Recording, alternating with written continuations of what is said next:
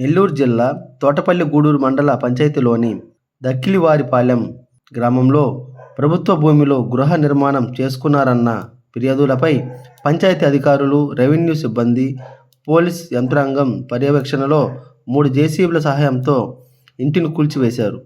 ఈ ఘటనపై బాధిత కుటుంబ సభ్యులు ఆవేదన వ్యక్తం చేస్తూ తాము చాలా కాలంగా ఆ ఇంటి నిర్మాణం చేసుకుంటున్నామని, మా నివాసం ప్రభుత్వ భూమిలో ఉందన్న సాకుతో నోటీసు ఇచ్చి ఇంటిని కూల్చివేయడం అన్యాయమన్నారు. రాజకీయ ఒత్తిడి, ఆరోపణలతో ప్రభుత్వాలు మారిన తర్వాత రాజకీయ ఉద్దేశంతో తమపై ఒత్తిడి తెచ్చి ఈ చర్య చేపట్టారని బాధితులు పేర్కొన్నారు.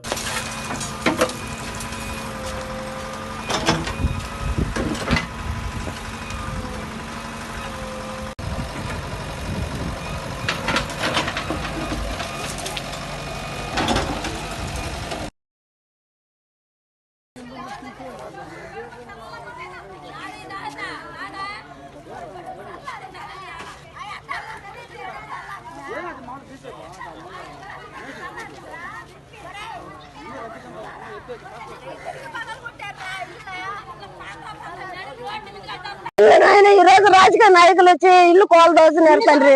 నేను ఏడో పోయినా మాకు న్యాయం జరగడం లేదు. ఏడో పోయినా మాకు కాగితాలు ఇచ్చిన చించిపోయి రాస్తున్నారు. ఇక్కడ ఇది గవర్నమెంట్ లేకుంటారా నాయన తండ్రి? ఇది రాజకీయ నాయకులు పహారం జరుగుతుంది ప్రభు. జరగదు నాయన.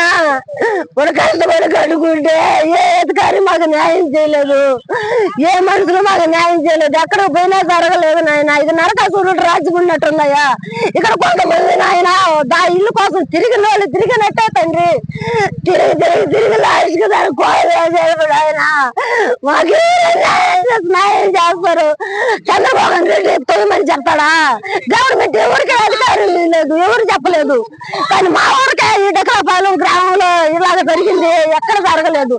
కావాలని నిద్ర జైలు పెట్టినా కేసులు పెడుతున్నారు. జైలు పెట్టినా తుమ్మినా కేసే, మాట్లాడినా కేసే, ప్రతి దానికి పెడుతుంటారు. మేము ఎట్ట బతకాలి? మేము ఎవరు చెప్పాలి న్యాయం? మాకు ఎవరు న్యాయం చేస్తారు?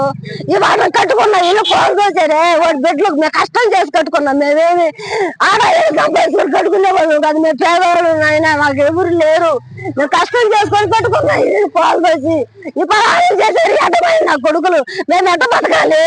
కొంతమంది ఇక్కడ కావాలనే చేస్తున్నారు. ఈ గ్రామంలో ప్రతిది కావాలని చేస్తున్నాడు. ఇవాళ కట్టుకున్న ఇల్లు కోల్పోసి వస్తే మేము ఎట్ట బతకాలి? మేము ఎవరు చెప్పుకోవాలి? మాకు న్యాయం అనేది చేయటం లేదు. ఎక్కడ